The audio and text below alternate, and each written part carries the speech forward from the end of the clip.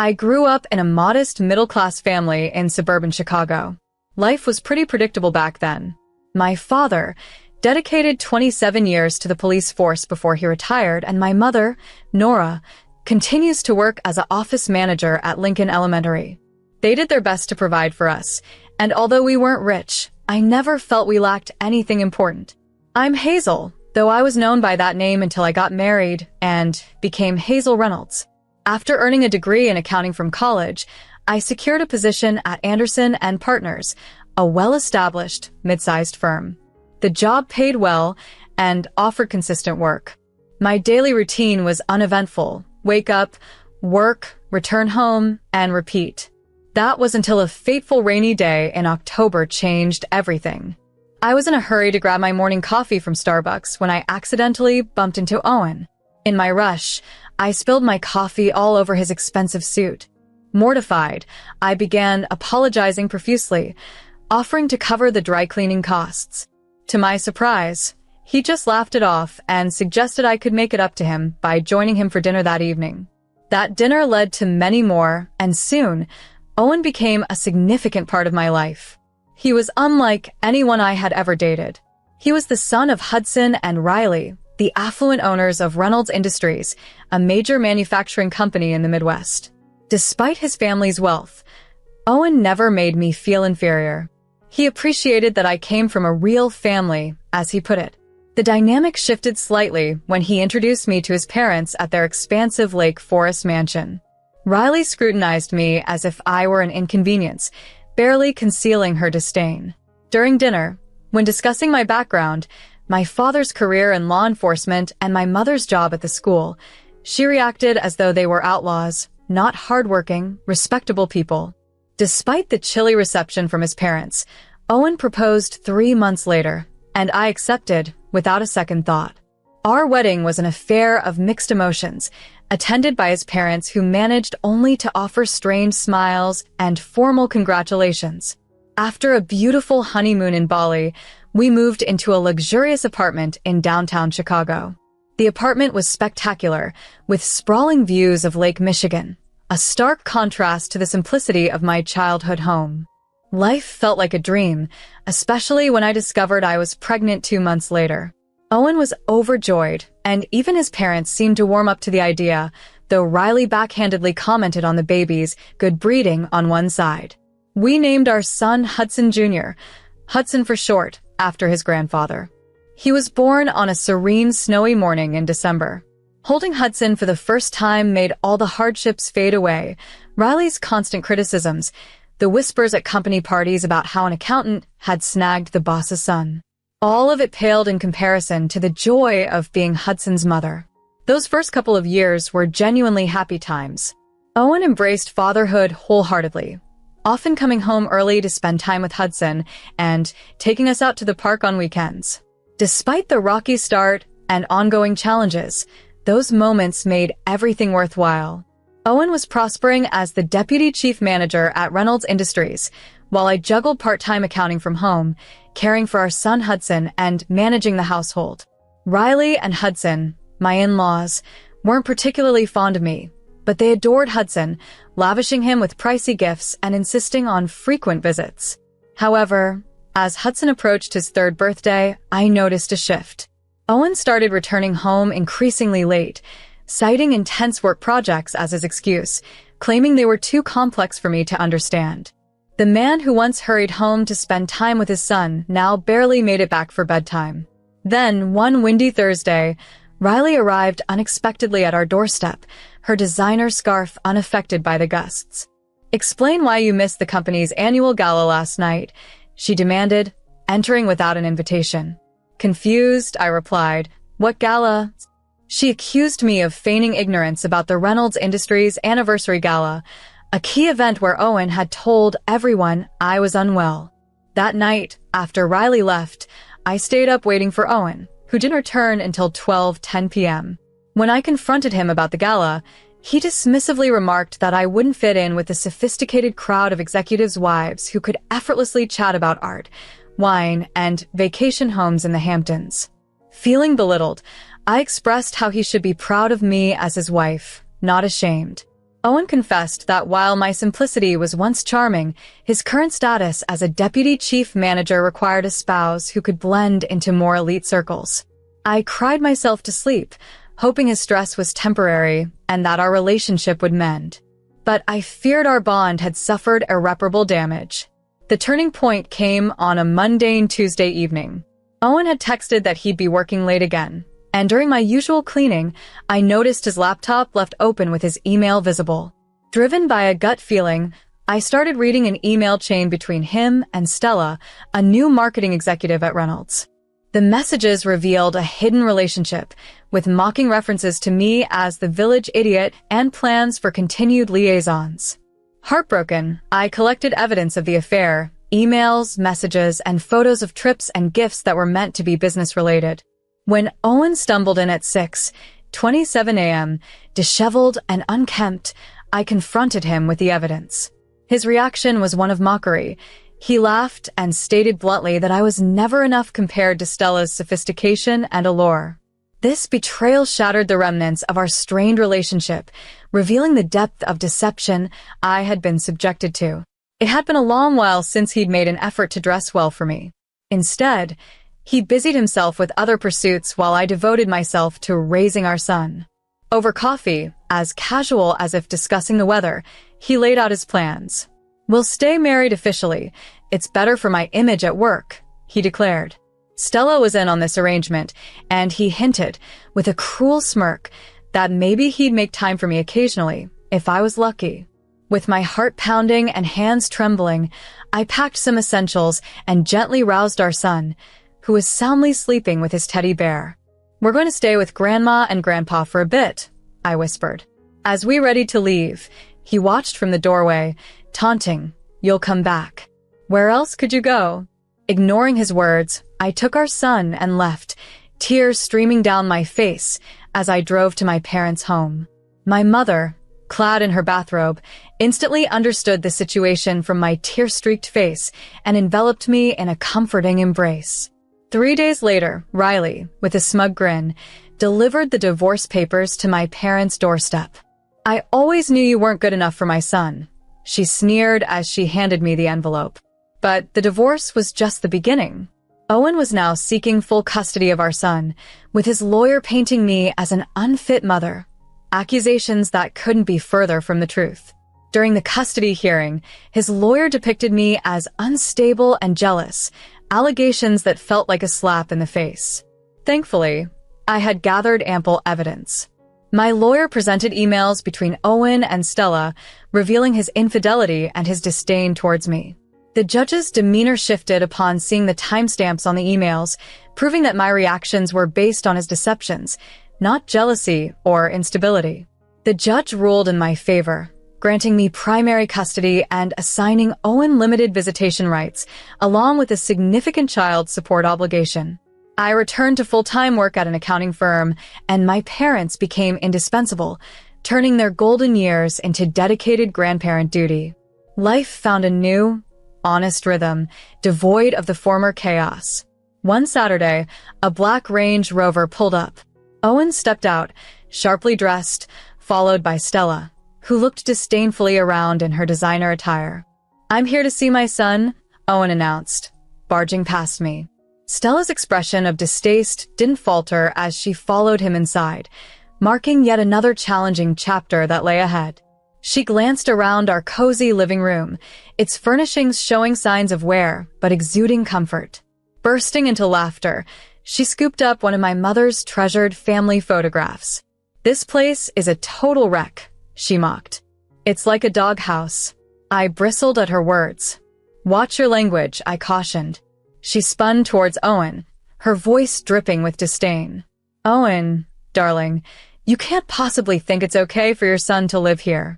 And these people," she waved dismissively at my parents who stood stunned in the doorway, "they're not fit for this. They should be nowhere near raising a Reynolds heir." "Get out," I demanded, my voice quaking with anger. "Both of you, leave my parents' home now." Owen scoffed. "Or what? That's enough." "Hazel," I declared, my patience frayed.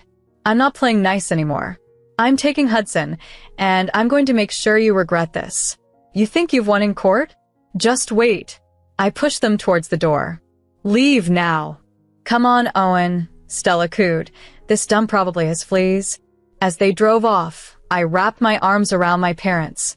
My mother was in tears, and my father's fists were clenched in barely restrained fury. Watching their car disappear, a new resolve solidified within me. Anger had replaced fear. The next evening, as I sat brooding over a cold cup of coffee, my dad joined me at the kitchen table. You know, sometimes the best defense is a good offense, he remarked. He mentioned Mike Sullivan, a former colleague turned crime analyst, renowned for his discretion and thoroughness. Stella's arrogance, her spiteful remarks about my family, and the relentless nasty emails she sent were all too much. That morning, she had mocked my LinkedIn photo. Look at this loser. Can't even dress properly. Owen's taunts were no better. His email from the previous day read, "Seeing you in that pitiful place, I remember why I left. Enjoy your poor life with your cop father. How much does Mike charge?" I found myself asking. 2 days later, I was in Mike Sullivan's office, a compact room downtown. Mike, a rugged man with gentle eyes, had known me since childhood. Despite trying to focus on work and Hudson, the harassment from Owen and Stella was relentless. Then Mike called urgently. "You need to see this in person," he insisted. In his office, he handed me a thick file. First off, he began, "Stella isn't her real name. She's been using her sister's identity. Her real name is Stella." As I flipped through the file, my hands trembled. Before her role at Reynolds Industries, Carla had been an escort, hopping from one wealthy man to another, living off their fortunes until they grew weary of her or uncovered her minor frauds. She'd assumed various aliases in different cities, always vanishing before suspicions arose. But her activities at Reynolds Industries were far more insidious. Mike pointed to bank statements. She's been draining funds from company accounts, little by little, avoiding detection. He then showed me screenshots of emails. She's also been leaking confidential company info to your biggest competitors. Details about product launches, merger plans, everything. This revelation marked a turning point, transforming my resolve into action against the deceit threatening my family's future. I leaned back, my thoughts racing about the enigmatic and seemingly flawless Stella. It turned out she was nothing more than a swindler who had not only ensnared my husband, but had also weaseled her way into the heart of the Reynolds dynasty. Mike revealed more shocking details as he pulled out yet another folder. Remember the massive contract Reynolds Industries lost last month? The one that cost them millions. He paused, his eyes darkening. Stella leaked the bidding details to a rival company 3 days before the submission deadline. I meticulously collected all the proof I could find, making several copies. Yet, I refrained from exposing her immediately. I knew something Stella didn't. Timing is everything. The phone rang on a chilly Wednesday morning. Riley's voice, frosty as usual, conveyed a begrudging invitation. "Hazel, Hudson's 57th birthday bash is this Saturday," she stated, sounding as though she were planning a dental procedure rather than a celebration. "While we'd prefer this to be a family-only event, Hudson needs to attend his grandfather's birthday. And since he's too young to come by himself." Her voice trailed off, leaving the implication hanging in the air. I was only welcome as Hudson's chaperone, expected to fade into the background and avoid any embarrassment. Hudson's birthday party was as lavish as one might expect, with a mansion adorned in gold and crystal, waiters circulating with silver trays of champagne. Hudson and I entered to a sea of judgmental glances. "Oh, you made it," Riley remarked with a strange smile before beckoning Hudson over. I hovered near the appetizers, watching my son being flaunted like a trophy while the other guests either snubbed me or whispered furtively. Clutching Mike's file in my oversized purse, I waited. Then Owen entered, Stella on his arm, clad in a stunning red Valentino gown with diamonds sparkling at her ears. "Everyone," Owen called, tapping his glass for attention. "I have an announcement. This spring, Stella will join the Reynolds family as my wife." Riley immediately embraced her, proclaiming, "Finally, a woman worthy of our name. Harvard educated, from an impeccable family. Hudson glanced my way with disdain. Under their praising eyes, Stella beamed. I'm so honored to be part of such a distinguished family and promise to be the wife Owen deserves. That was my cue. Standing firm, I interrupted. Speaking of what people deserve, I declared, my voice carrying across the room. I have something to disclose about your future, Mrs. Reynolds. Owen shot me a warning look. Don't cause a scene, Hazel. Ignoring him, I presented the first piece of evidence. Tell me, Stella, or should I call you Stella? How's your sister coping after you stole her identity? Stella's face paled. Riley demanded, what is this nonsense? I continued, did she forget to mention that she's been living under her sister's identity? The real Stella is a school teacher in Minnesota. This woman, I pointed at her, is Carla Larson, a former escort and con artist. I continued to uncover more shocking revelations. Bank records revealed that she had been siphoning funds from Reynolds Industries. Then, there were the emails that left no doubt. She had been betraying the company by leaking secrets to Wagner Manufacturing and Collins Corp for months. When Hudson grabbed the documents from me, his face fell. The Wagner deal, the Collins merger, it was you all along. I can explain, Stella stammered, retreating as Owen's expression darkened menacingly. The real Stella, I declared, unable to hide my satisfaction, has a colorful past. 7 cities, 7 wealthy men, 7 scams. And it looks like Reynolds Industries was set to be her next victim. A hush fell over the room as they absorbed the evidence. Owen looked baffled, Riley horrified, and Hudson's anger escalated by the second. Stella's facade cracked, and the once elegant birthday celebration descended into chaos. Hudson, his face reddening with fury, sifted through the damning documents. Get out, he roared at Stella, who was desperately trying to concoct excuses. Leave my house before I call the police. But Hudson, darling, she pleaded, reaching for his arm, these are all lies. I can explain everything. Explain, he thundered, waving the documents at her. Explain how you sabotaged the Wagner deal, a contract worth $10 million? And Collins, our biggest rival. You've been feeding them our secrets. Riley, who had been silently reading through the records, looked up with icy disdain. You common fraud, she spat out. You thought you could deceive your way into our families? Stella edged towards the door, her designer heels clicking against the marble. Owen, baby, tell them it's not true, she pleaded. But Owen was pale, staring at the photos of Stella with various affluent men. If you're not off my property in 27 seconds, Hudson threatened quietly, I'm calling the cops, and believe me, you'll be seeing our lawyers. Stella hurried out as Hudson then turned to his son. The guests might have appeared engrossed in their champagne, but all eyes were on them. You brought this woman into our company, Hudson accused Owen. Gave her access to sensitive information just because you liked her looks? Dad, I had no idea, Owen protested. That's just it, you didn't know. Didn't bother to check, thinking with everything but your brain, Hudson snapped. You're fired, Owen. Clear out your office by tomorrow. And the apartment you're in? Company property. Find somewhere else. Riley, unusually quiet until now, turned to me. Hazel, she said, her voice laced with real emotion for the first time, we owe you a massive apology. You've saved our company from untold damage. Hudson nodded in agreement. We were wrong about you, very wrong. You've proven yourself truly deserving of the Reynolds name, unlike others.